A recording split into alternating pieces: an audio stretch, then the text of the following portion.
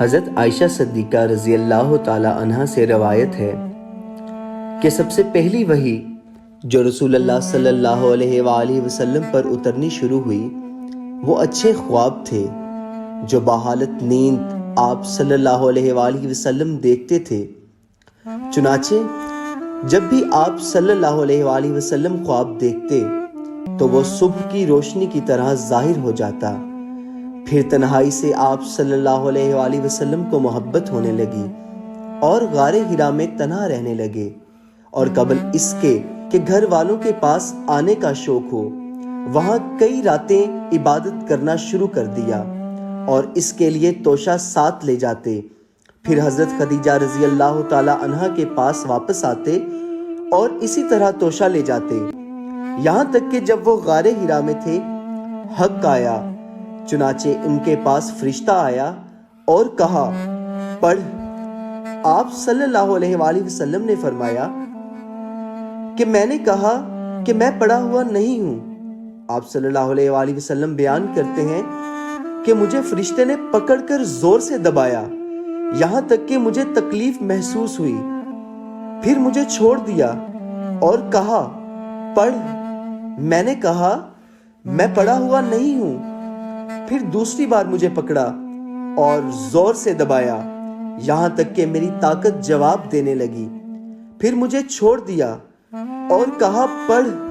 میں نے کہا میں پڑھا ہوا نہیں ہوں۔ آپ صلی اللہ علیہ وآلہ وسلم فرماتے ہیں کہ تیسری بار پکڑ کر مجھے زور سے دبایا، پھر چھوڑ دیا اور کہا پڑھ اپنے رب کے نام سے جس نے انسان کو جمے ہوئے خون سے پیدا کیا، پڑھ اور تیرا رب سب سے بزرگ ہے۔ رسول اللہ صلی اللہ علیہ وآلہ وسلم نے اسے دہرایا اس حال میں کہ آپ کا دل کانپ رہا تھا۔ چنانچہ آپ حضرت خدیجہ رضی اللہ تعالی عنہا کے پاس آئے اور فرمایا کہ مجھے کمبل اڑا دو، مجھے کمبل اڑا دو، تو لوگوں نے کمبل اڑا دیا یہاں تک کہ آپ کا ڈر جاتا رہا۔ حضرت خدیجہ رضی اللہ تعالی عنہا سے سارا واقعہ بیان کر کے فرمایا کہ مجھے اپنی جان کا ڈر ہے۔ حضرت خدیجہ رضی اللہ تعالی عنہا نے کہا ہرگز نہیں، اللہ کی قسم اللہ تعالیٰ آپ صلی اللہ علیہ وآلہ وسلم کو کبھی بھی رسوا نہیں کریں گے۔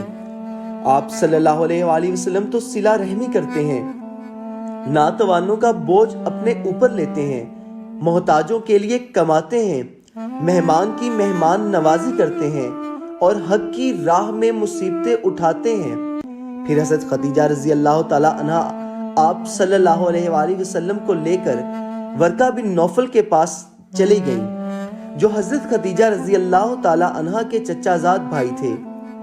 زمانہ جاہلیت میں نصرانی ہو گئے تھے اور عبرانی کتاب لکھا کرتے تھے، چنانچہ انجیل کو عبرانی زبان میں لکھا کرتے تھے۔ جس قدر اللہ چاہتا نابینا اور بوڑھے ہو گئے تھے۔ ان سے حضرت خدیجہ رضی اللہ تعالی عنہا نے کہا اے میرے چچا زاد بھائی، اپنے بھتیجے کی بات سنو۔ آپ سے ورقہ نے کہا اے میرے بھتیجے، تم کیا دیکھتے ہو؟ تو جو کچھ رسول اللہ صلی اللہ علیہ وآلہ وسلم نے دیکھا تھا بیان کر دیا۔ ورقہ نے آپ صلی اللہ علیہ وآلہ وسلم سے کہا یہی وہ ناموس ہے جو اللہ تعالیٰ نے حضرت موسیٰ علیہ السلام پر نازل فرمایا تھا۔ کاش میں نوجوان ہوتا، کاش میں اس وقت تک زندہ رہتا جب تمہاری قوم تمہیں نکال دے گی۔ تو رسول اللہ صلی اللہ علیہ وآلہ وسلم نے فرمایا کیا وہ مجھے نکال دیں گے؟ ورقہ نے جواب دیا ہاں، جو چیز تو لے کر آیا ہے، اس طرح کی چیز جو بھی لے کر آیا اس سے دشمنی کی گئی۔ اگر میں تیرا زمانہ پاؤں تو میں تیری پوری مدد کروں گا۔ پھر زیادہ زمانہ نہیں گزرا کہ ورقہ کا انتقال ہو گیا اور وحی کا آنا کچھ دنوں کے لیے بند ہو گیا۔